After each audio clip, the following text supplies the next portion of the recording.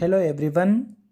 आज हम साम्य विश्लेषण की बात करते हैं। आज का हमारा टॉपिक है। इससे पहले हमने दो विश्लेषणों के बारे में पढ़ा है, माइक्रो और मैक्रो विश्लेषण, और उससे पहले स्थिर और प्रायोगिक विश्लेषण। आज का जो हमारा टॉपिक है साम्य विश्लेषण।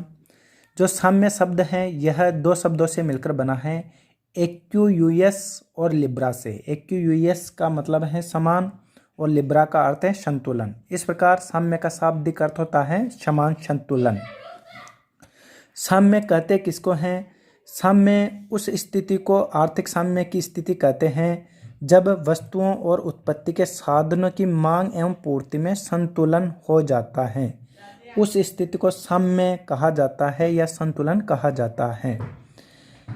आर्थिक साम्य या संतुलन के कितने प्रकार हैं? आर्थिक साम्य या संतुलन के अलग अलग प्रकार से डिवाइड किया गया है। पहला प्रकार है स्थिर, तटस्थ या अस्थिर साम्य संतुलन। यहाँ से डेफिनेशन के तौर पे क्वेश्चंस पूछा जा सकता है। बात करते हैं स्थिर साम्य से क्या अभिप्राय है। इसमें एक आर्थिक इकाई की यह प्रवृत्ति होती है कि छोटी हलचल से इस आर्थिक इकाई को उस स्थिति से हटा दिया जाता है तथा उसी क्षण पुनर्स्थापन करने वाली शक्तियां तत्काल क्रियाशील होकर पहले वाला साम्य पुनः स्थापित कर लेती हैं। यह स्थिर साम्य कहलाता है। दूसरा उदासीन या तटस्थ साम्य क्या होता है? इसमें एक आर्थिक इकाई में संतुलन की स्थिति से हटने के पश्चात पुनः पुरानी संतुलन स्थिति पर पहुंचने की कोई प्रवृत्ति नहीं होती। यानी स्थिर साम्य में तो क्या होता था, उसमें तो पुनः शक्तियां क्रियाशील होकर पहले वाला साम्य स्थापित कर लेते थे स्थिर में तो, लेकिन उदासीन में पहले वाला संतुलन स्थापित नहीं किया जा सकता, अर्थात यह इकाई नई संतुलन स्थिति पर पहुंच जाती है।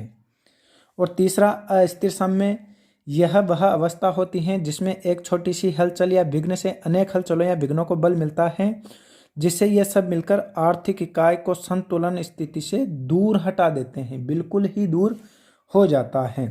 तो ये तीन प्रकार के साम्य हैं यहाँ, स्थिर, तटस्थ और अस्थिर। ये यहाँ तीनों को उदाहरण के द्वारा समझाया गया है। पहला जो साम्य की स्थिति है स्थिर साम्य की, इसमें क्या है, जैसे एक कटोरे के पेंदे में रखी गेंद स्थिर संतुलन में होगी। यहाँ देखिए ये जो गेंद रखी हुई है यह बिल्कुल पेंदे में रखी हुई है, क्योंकि हटाने पर पुनः अपने स्थान पर आ जाती। जैसे इस बिंदु को हटाकर इस यहाँ से गेंद को हटा के इस बिंदु पे से यहाँ रखेंगे तो वापस यह लुढ़क के यहीं आ जाएगी, और यहाँ रखेंगे तो भी वापस आ जाएगी। इस वजह से इसको स्थिर साम्य की संज्ञा दी गई है, यानी वापस इसी बिंदु पर या पुनः अपना वही साम्य स्थापित इसके अंतर्गत हो जाता है। दूसरा जो है अस्थिर साम्य का डायग्राम है, इसमें थोड़ा सा ये यहाँ से यू स्लोप है और यहाँ से यू स्लोप है, मिड में ये बॉल रखी गई है। इसमें क्या होगा, इसमें से ये जो कटोरे की गोल तली पर रखी गई है, यानी जो गेंद रखी गई है ये कटोरे की तली पे ऊपर की तरफ रखी गई है, यह अस्थिर संतुलन में होगी, क्योंकि थोड़ी सी हलचल या विघ्न से गेंद हटकर दूर भागती है और अपने पुराने स्थान को प्राप्त करने की प्रवृत्ति नहीं होती। अगर यहाँ से थोड़ी सी भी अगर अपन ने बॉल इधर उधर कर दी तो बॉल या इधर करेंगे तो इधर की तरफ लुढ़क जाएगी और इधर करेंगे तो इधर की तरफ लुढ़क जाएगी, वापिस इस संतुलन बिंदु को प्राप्त नहीं करेगी। ये अस्थिर साम्य की स्थिति को दर्शाता है। और तीसरा, इसके अतिरिक्त जो हमने धरातल पे पूरा ये धरातल मानो, इस पे ये जो बॉल रखी है समतल धरातल पर रखी गेंद उदासीन संतुलन में होती है, क्योंकि गेंद को हिला देने पर वह अपने नए स्थान पर आकर रुक जाती है। जैसे इसको यहाँ से थोड़ा इधर खिसका देंगे तो यहाँ आके रुक जाएगी, इधर खिसका देंगे तो यहाँ आके रुक जाएगी। तो ये तीनों साम्य की जो स्थितियां हैं इनको तीनों को चित्र के माध्यम से समझाया गया है। दूसरा रूप है साम्य का एकाकी तथा बहुतलीय साम्य संतुलन।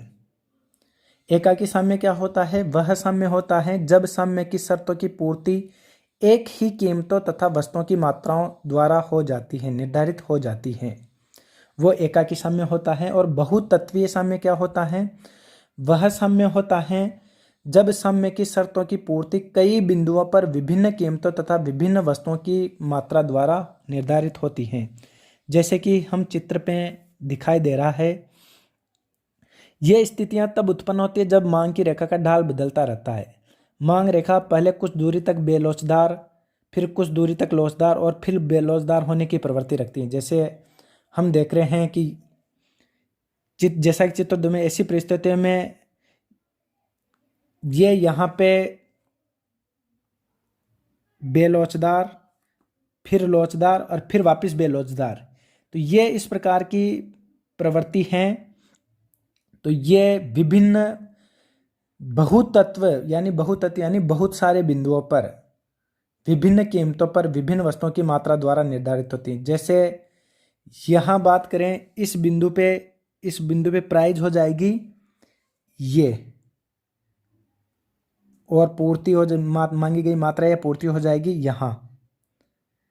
फिर दूसरे बिंदु पे यहाँ क्या होगा, यहाँ प्राइस यहाँ आ जाएगी और मांगी गई मात्रा यहाँ हो जाएगी। इस बिंदु की बात करें तो प्राइस यहाँ हो जाएगी और मांगी गई मात्रा यहाँ हो जाएगी। इस वजह से बहुतत्वीय साम्य वह साम्य होता है जब साम्य की शर्तों की पूर्ति कई बिंदुओं पर विभिन्न कीमतों तथा विभिन्न वस्तुओं की मात्रा द्वारा होती है, यानी इसमें किसी निश्चित एक बिंदु पर नहीं होती।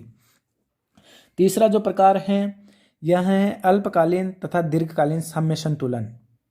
अल्पकालीन साम्य क्या होता है?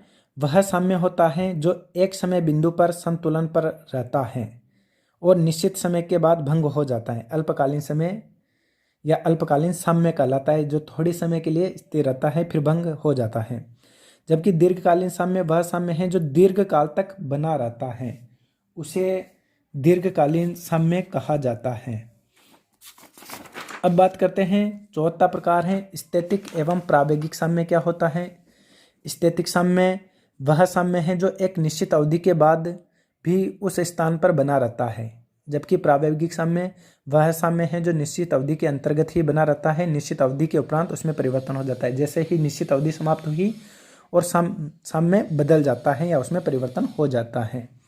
पांचवा प्रकार है आंशिक तथा सामान्य संतुलन। आंशिक या विशिष्ट साम्य क्या होता है? यह वह साम्य है जिसका संबंध किसी एक विशिष्ट इकाई से होता है। आंशिक साम्य के गुण क्या है, महत्व क्या है? पहला महत्व है यह मूल्य परिवर्तन तथा किसी वस्तु की मांग एवं पूर्ति के प्रभाव को स्पष्ट करता है।